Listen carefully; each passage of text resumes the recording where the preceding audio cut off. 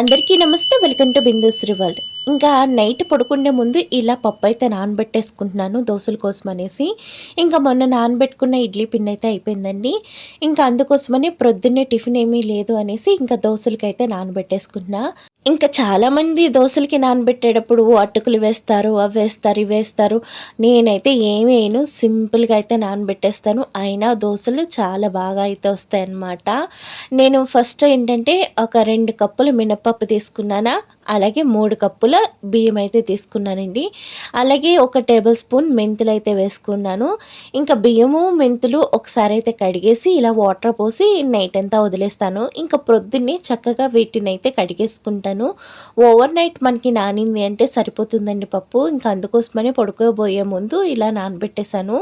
ఇలా మనం నానబెట్టినప్పుడు మనం ఎప్పుడూ లేచే టయానికి లేస్తే ఇంకా రోజు మొత్తం ఉరుకుల పరుగుల కింద ఉంటుంది. మన టైం అయితే చాలదనమాట. ఇంక ఇలాగా మనం పప్పులు ప్రొద్దున్నే నానబెట్టి రుబ్బాలి అనుకున్నప్పుడు ఏంటి అంటే ఒక అడుగు ముందుగా లెగాలి. అంటే ఒక పావు గంటో అరగంటో ముందుగా లేచామే అనుకోండి, ఇంక ఈ పని అయిపోయి ఈ పని తర్వాత ఎప్పుడూ లాగానే మనం మిగిలిన పనులైతే చేసేసుకోవచ్చు అనమాట. ఇంకా అందుకోసమని నేను ఇవాళ అయితే కొంచెం అర్లీగా లేచాను. రోజువారీ కంటే కూడా ఒక అడుగు ముందు లేచాననమాట. ఇలా బియ్యము పప్పు అయితే కలిపేసుకుంటున్నానండి ఇలా కడిగేసుకున్నాక. ఎందుకంటే నేను సపరేట్గా నానబెట్టాను కాబట్టి ఇంకా రుబ్బుకుండేటప్పుడు ఇలా కలిపేసుకుంటే చాలా ఈజీగా ఉంటుంది. అలాగే ఇంకోటి ఏంటంటే చాలా వరకేంటంటే బియ్యంగా, పప్పుగా రుబ్బేసుకొని ఆ తర్వాత కలుపుతూ ఉంటారు. నాకెందుకో అలా చేస్తే కొంచెం టైం అన్నది ఎక్కువ పట్టిద్ది. అలాగే వెజిల్స్ కూడా ఎక్కువగా అవుతాయి అనైతే అనిపిస్తూ ఉంటది. ఇంక అందుకోసమనే నేను అలా అయితే రుబ్బను. 2 కలిపైతే రుబ్బేస్తాను. టైం అయితే సేవ్ అయితది. కరెంట్ కూడా చాలా తక్కువ కాలిద్ది.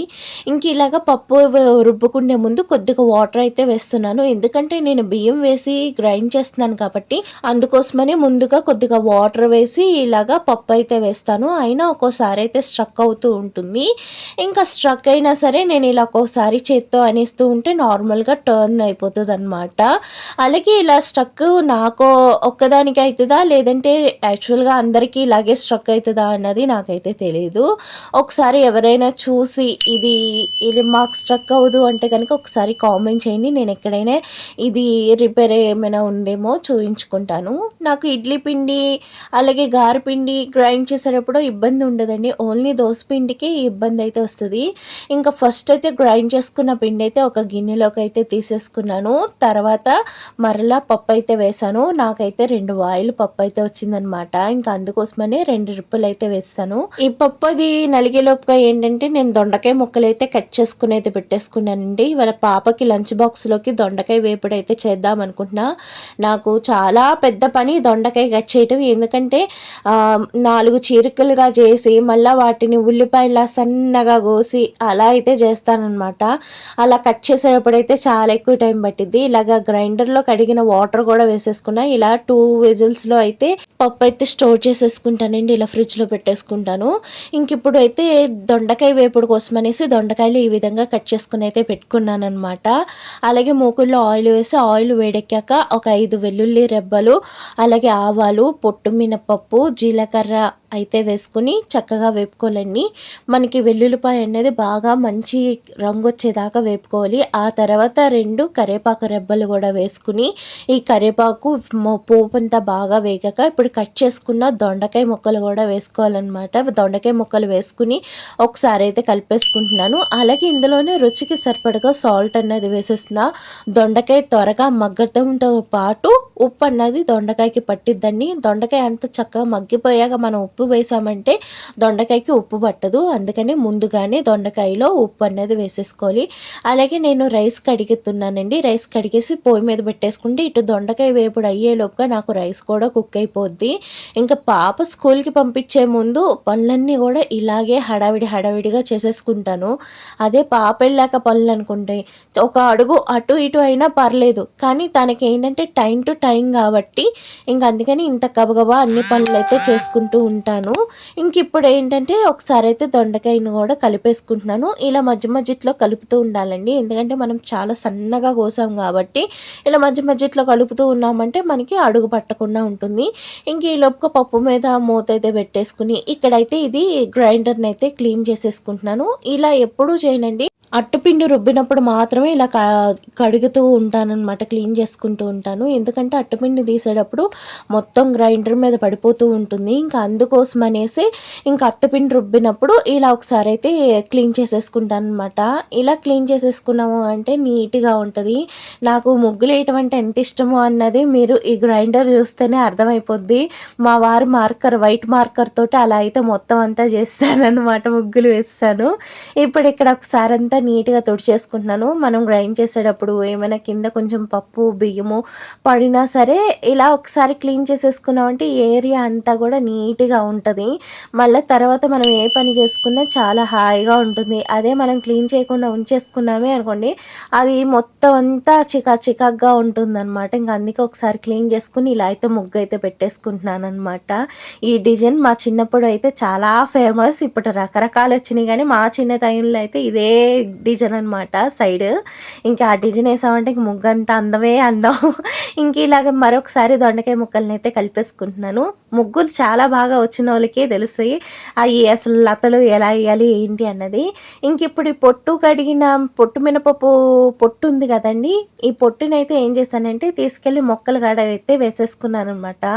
పొట్టు మినపప్పు మొక్కలు మొదట్లో వేస్తే ఎంత బలం అనుకున్నారు. చాలా ఆరోగ్యంగా ఉంటాయి మొక్కలు. ఒకసారి ట్రై చేయండి మొక్కలున్నవాళ్ళు. అలాగే ఈ దొండకాయలో చిటికెడంత పసుపు, చిటికెడంత కారం అయితే వేసాను. కారం ఎక్కువ పట్టదు దొండకాయ వేపుడికి. అందుకనే కారం అనేది కొంచెం తక్కువగానే వేసుకున్నా. ఇప్పుడు కారం పచ్చివాసన పోయేదాకా వేపుకొని స్టవ్ అయితే ఆఫ్ చేసుకుంటే దొండకాయ వేపుడైతే రెడీ అయిపోయింది. పక్క రైస్ అయిపోయింది. ఓ పక్క అంట్లు కూడా తోమేసుకున్నాను. ఇంకా కిచెన్ అంతా నీట్‌గా అయితే చేసేసాను. ఇంక ఇవాళ పిల్లలకి పాలు కలిపేది అవి అయితే చూపించట్లా. ప్రతి వీడియోలో చూపించి మీకు బోర్ కొట్టిస్తున్నానేమో అనేసి ఇంకిప్పుడైతే పల్లీ చట్నీ కోసమనైతే పల్లీ అయితే వేపేసుకుంటున్నాను. పల్లీ చట్నీ కాదు. పల్లీ కరేపాకు చట్నీ అనమాట. అదేంటి అనుకుంటున్నారా? హెయిర్ ఫాల్ అవుతున్నా, కంటి చూపు మెరుగుపడాలన్నా కరేపాకు ఎక్కువగా తినాలి. అది పిల్లలకి పెడితే డైరెక్ట్‌గా తింటారా? అందుకోసమని ఇలా పచ్చడిలో మనం కరేపాకు అన్నది వేసి పచ్చడి చేసామనుకోండి టేస్టు బావుంటుంది అండ్ హెల్త్ బావుంటుంది. ఈ ట్రిక్ ఎవరికైనా నచ్చితే ట్రై చేయండి ఒకసారి. ఇంక పచ్చడికదే ఏపేసి పక్కకు పెట్టుకున్నా. ఇంకా అది చల్లారే లోపుగా పైకైతే వచ్చి పూలైతే కట్ చేసుకుంటున్నాను. మా పాప కోసమనే ఇన్ని మొక్కలైతే వేసాము. ఖచ్చితంగా ఆ ఎన్ని మొక్కల్లో ఒకటో రెండో ఖచ్చితంగా పూలన్నవి ఉంటూనే ఉంటాయన్నమాట. నాకెంతో ఇష్టమైన నాటు గులాబీ. ఈ నాటు గులాబీ కూడా డైలీ ఒక పువ్వయితే వస్తా ఉంది.